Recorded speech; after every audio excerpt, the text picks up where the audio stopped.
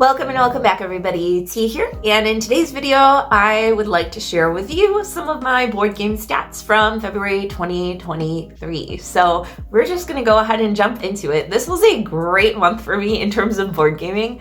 I was able to play 164 games and 134 of those were unique games, with 23 of them being new to me. So a lot of exploring this month, a lot of exciting things on that front, which we'll see here in a moment. And one of the things that I kind of neglected to mention in my previous video of monthly plays was the percentage of my collection played, which this month I was able to play 17% of my collection. I am doing a play all the games in your collection challenge for this year, and I'm really hoping that that will help me kind of narrow down which games I need to cull that I'm seriously not going to play, even if I get the satisfaction of checking them off a list. Looking ahead, I did have some heavier gaming days towards the end of the month, thanks to a local convention here called Polar Vortex and some new friends that I met there, and some gaming throughout the month with various friends online and in person. This month, most of the games that I got to play were at home, and again, that's thanks to being back in the States for the entirety of the month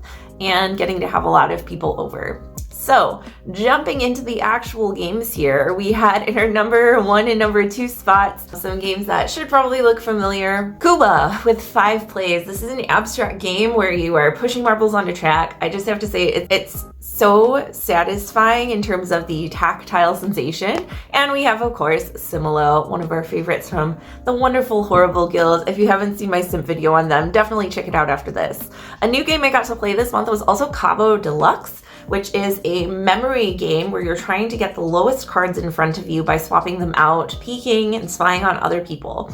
I didn't think I would necessarily love this game as much as I do because it is a memory-based game and my memory is terrible, but this one was so fun and I just find myself wanting to play it all the time. So for me, it's kind of just the new hotness of what I want to play. And I had a couple plays of Beyond Baker Street, Begrudgingly, The Crew, and some other favorites from a while ago. Rosetta the Lost Language. This was like a first serious playthrough for me. The first time I had got to play it before this was kind of a trial run, and this is a super cool game where you're actually going to be creating symbols and symbology and building a language to communicate with your fellow teammates based on an image for inspiration and a starting symbol. This one's really cool if you're into languages, if you're into deduction, if you're into communication and cooperative games. I definitely recommend checking it out. In terms of other new games that I was able to play, we have Wonder Tales from Button Shy Games. And this one was part of their reprint campaign on Kickstarter last winter. And luckily one of my friends purchased it. We were able to play it. I loved it so much more than I thought I would. And Button Shy is nice enough to be sending me a copy to do a solo party video on. So you'll see more about that in a bit. We have another Helvetique game. If you've been following and you saw my video last month about my January plays, you'll know that I'm really falling in love with these little Helvetique games. Misty is very charming, but I will say that it's very samey. Once you get into one strategy, you kind of are locked into that, and there's like one dominant strategy from play to play, but it's overall very cute. I also had my first play of 2 Rooms and a Boom, which I acquired at last year's Board Game Garage sale. I had heard so many awesome things about. It's been out of print, so it's hard to get a hold of.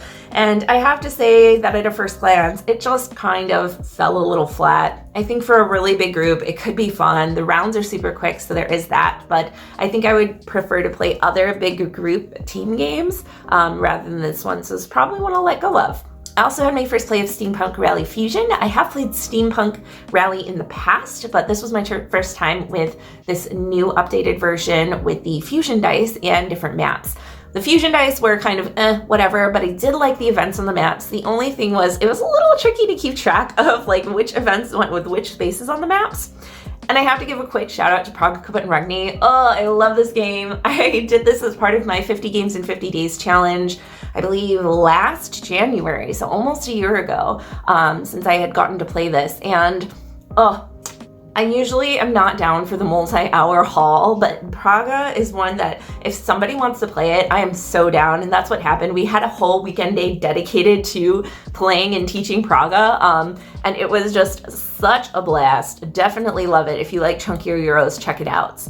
At Polar Vortex, the little game convention near here, I also got to play Path of Light and Shadow, which is a deck building area control game. I'm not a huge fan of area control, as you all might know, but the deck building element of this one was really cool, and it was way more succinct than I had thought it would be upon first glance and upon reading the rules. So this was a cool one to be able to try out. Not necessarily my cup of tea, but I enjoyed it a lot more than I thought I would.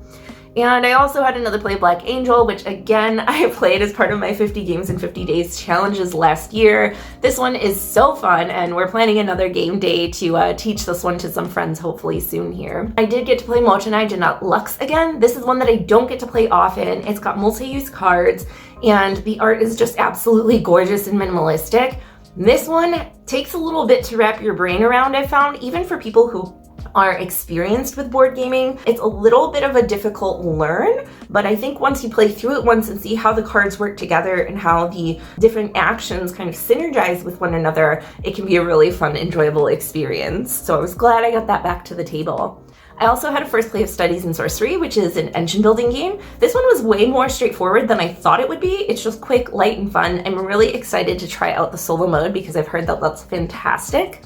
And I had my first play of Pictamania. Now, this was absolute chaos. It is a drawing game with a speed element where you're trying to get your point across as quickly as possible so you can start guessing what everybody else is playing. And I have to say that probably contributing to the chaos is the fact that this is a up to 6-player game. And we played with 7 with some slight modifications to components. It was chaotic, it was fun. I think it was a little too crazy for me. Even though I love drawing, even though I love speed games, I don't know about this one, maybe in a more relaxed atmosphere, but we were all very competitive and it was 7 people, so like the maximum +1. So I would be interested to see how it goes in a smaller group, but I don't necessarily think it's one that I need in my collection.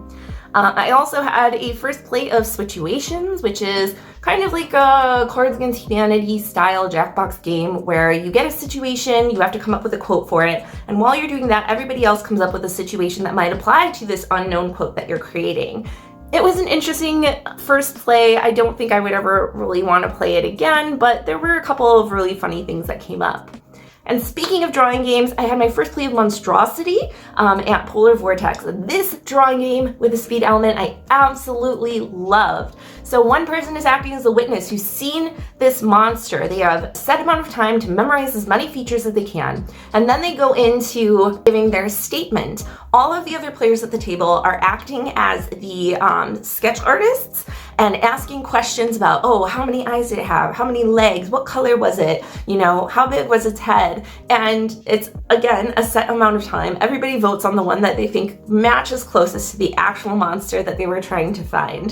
There are a lot of monster cards, but I think once you get through them, it would be a little disappointing to have some repeats in there. But being that you are only the witness once, I mean, I don't know, if you play it a lot, it has a shelf life, right?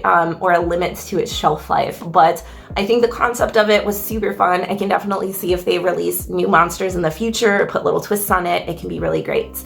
And then we have All a Food Cart. This is a 2-player worker placement game published by Button Shy Games and designed by Jay Yates, who is also the designer of Shades of Ink, which you guys might have seen my video on that. And at first I couldn't conceptualize how a worker placement game would happen with just cards, but you actually play the cards onto different slots on the boards and block each other out. And it's kind of like target rules where you can't place across from your opponent. It was fascinating. Oh, I loved it. And this was one that I thought, Black Friday sale, it's $9. I'll just throw it in my cart. Oh, as I love worker placement. I really love Shades of Ink. Let's see how it goes. Oh, I love it so much. It's so innovative. And I have to say, if anybody can tell Jay Yates, he better watch out, because if he keeps making amazing games like this, he's like setting himself up to have his own soup video. I'm just saying, but it's a really cool one if you like worker placements. I also got to play Root Beer Float Challenge at Polar Vortex. This was like the final game of the night on Saturday when we were all a little bit loopy, and this game is a dexterity game. It utilizes different components of things that you would find in a root beer float. It was so much fun. We did cause a little bit of a scene at the convention, I think, with how much fun we were having. I mean, it was just too fun.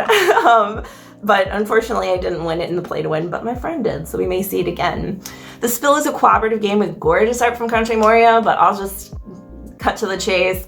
not for me. It was very basic. There wasn't a lot of like really innovation there in terms of the mechanics, and it was quite fiddly, so it's not one that I'm going to be seeking out. I also got to play The Plan, which is just a like simultaneous action selection, reveal, take the components if you didn't block each other out game. It was fine, it was quick and easy, but I think there are other games like it that I enjoy more. And I also had a first play of Ecosystem Coral Reef from Genius Games. I really love this publisher. I think the art was really gorgeous, but again, this was nothing to write home about. It's just drafting cards and placing them into a tableau. I mean, I don't know. There are a lot of games like that, and I think there are some that are a little bit more innovative. For example, Sub-Astral is one that I really enjoy and really need to get to the table again soon.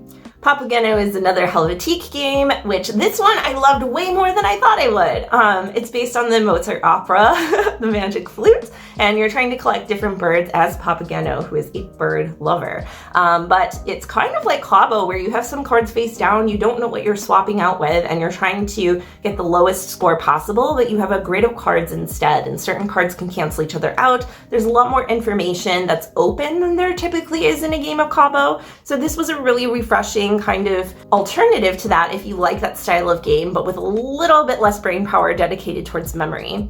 I also had a first play of Nevermore. For some reason, I thought this game had dice. It does not have dice. The aesthetic was cool, but again, this it was just okay. And Tone 66 is an Oink game, and I've been really split on some of these Oink games in the past. This one looked really cute. It's a tile placing game where you're trying to block out your opponent by not being able to place the same color or shape in a row or column, and you are trying to stay in as long as you can. The end game condition, win condition, is really interesting, I think, because you're trying to stay in the longest, but also whittle down your tiles so that you can go out at the right time. But I don't think that there's a lot of replayability on this one, especially for me. Tiling isn't my thing. I like tiling in the context of other mechanics in a game. This one was just pretty much pure tiling and kind of bluffing at the very end. So it was cool to be able to try it, but not one that I'm going to be really seeking out or anything like that. And I also had a first play of Revolver Noir from Button Shy Games. This was also part of their reprint campaign, and I passed on backing this one because it's mostly abstract played in your head. So you're playing as two spies who are inside of a house. You have a card that's a map so you can see how the rooms connect, and then you have different room cards in front of you and actions that you can do. So while you do see your room physically, you don't see where the other person is. And a lot of it is saying, like, calling out, oh, I'm gonna shoot into this room. The person has to react, or, oh, I'm going to move, but the other person and yourself, you can't really see that physical movement. You have to just plan it and then switch your card to the front for what room you're in. Reading about it, I thought, oh, that seems interesting, but I don't know if it's for me. Playing it, it definitely was too kind of abstracted for me to really kind of get into it. I think people who enjoy RPGs, where a lot of it is kind of in your imagination and you have a lot of freedom to do things and interact with other players, might really like this game. That's not my bag. I thought the design of the game was genius. It's really innovative and fresh, but it wasn't something that I personally really enjoyed. And we have Merchants of Huang. This is a game I was really hopeful for. It's from the same designer from Hats, and I'd heard similar things where it seems like it's not much on the first play, but upon playing it more and more, people have discovered that there are these really interesting strategies. Unfortunately for me, I didn't see a pathway to any interesting strategies. It just seemed very kind of cut and dry. I would usually want to give it more tries, but I feel like maybe arrogantly I've seen enough to know that there's not much here to work with, at least that really appeals to me, unfortunately. So moving along from that, we have some really fun speed games as we're getting down to the like less than 10-minute games. Button Shy was also nice enough to send me a copy of Numsters, not for review or anything, just cause. This is a new solo game from Milan, and if you like Food Chain Island from Scott Allums, this is like Food Chain Island, but played in hand. So it's a solo game where you're trying to eat all the other little number monsters, and it was really fun. I'm looking forward to playing it more. I may make a solo party video on it in the future, depending. It should be a pretty quick one to teach and to play through, so you can check that out later. At Polar Vortex, I also played Seven Dragons. This game was just whatever. It was a tile laying game. It's an older game. You know, it's fine for what it is. And my fastest game on the list was Can't Touch This from designer George Singh. He's a local designer, and this one was really interesting. I love the innovation of using paper clips to claim different areas on the card. Now, I think this is primarily a two-player game. I think it would really shine as a two-player game. As a solo game, you're kind of just picking up the card and sliding through which symbols you want to get the most points. So in terms of that, you're kind of limited with replayability. It does come with two different cards with fronts and backs, as well as the paper clips. I think it's a cool mechanic. I think it would be much more interactive with two players than it is solo, but as a solo puzzle, it was cool. And I think if you can generate random puzzles, it would be a cool, just quick solo puzzle that you can do pretty much anywhere, anytime. So there you have it. Those are my plays for February 2023. Let me know in the comments down below, what were some of your gaming highlights from this month? Or were there other games that you noticed that you want to hear more about? As always, thanks so much for joining me, and I'll see you next time. Bye.